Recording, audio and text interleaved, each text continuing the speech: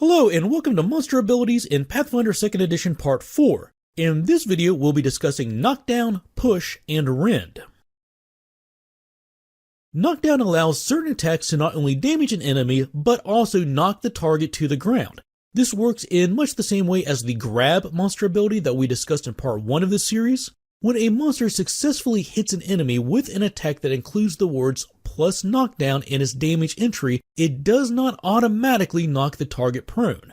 Instead, what plus knockdown means is the monster has the option of imposing the prone condition on the target of the attack, but must spend one extra action to do so. While prone, the character is also flat-footed and suffers a -2 circumstance penalty to both armor class and attack rolls.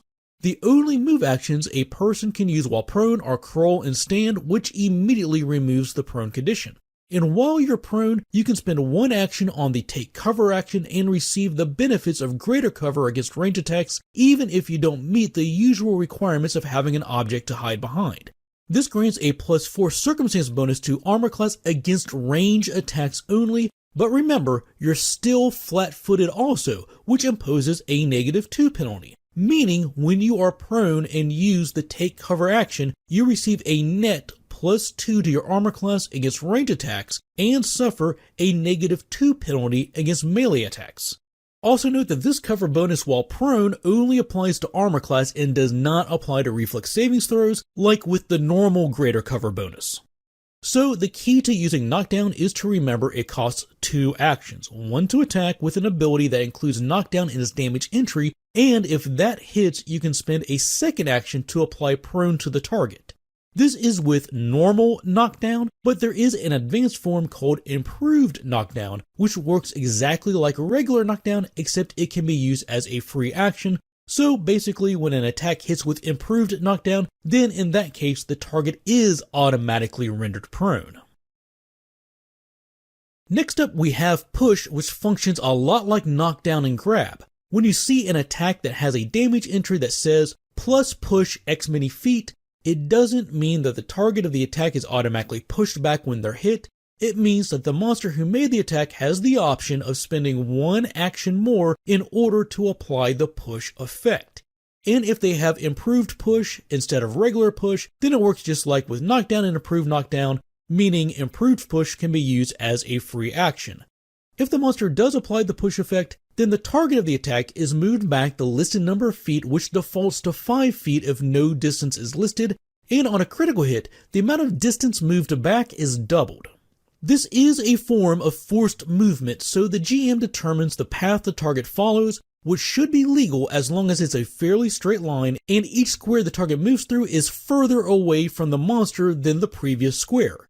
The victim of a push can be moved through difficult terrain, which counts double as usual, and may be pushed into harmful spaces such as being pushed off a ledge. Should this happen, the victim should have an opportunity to spend their reaction to grab an edge as usual.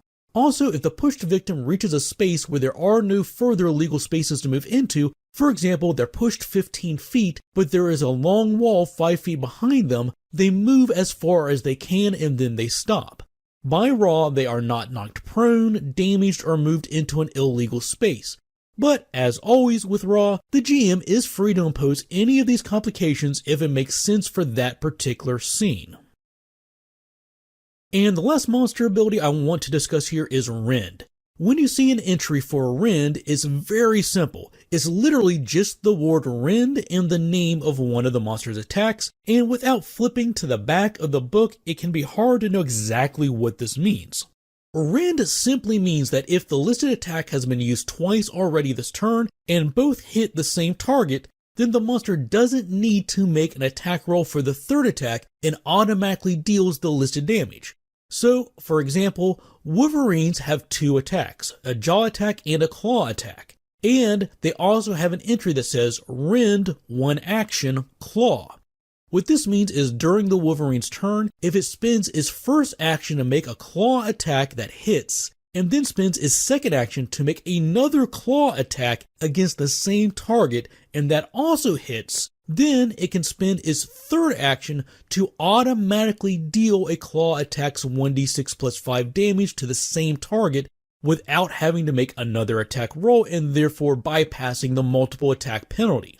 But the key to using Rend is it requires 2 successful attacks using the same attack at the same target during the same round.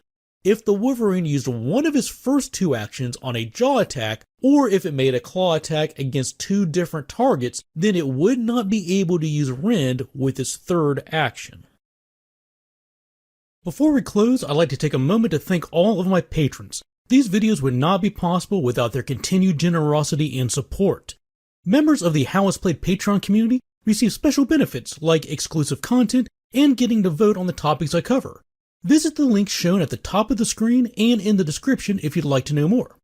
If you would like to support this channel and help it grow, the easiest way to do that is by subscribing and clicking the bell icon so you get notified when new videos release.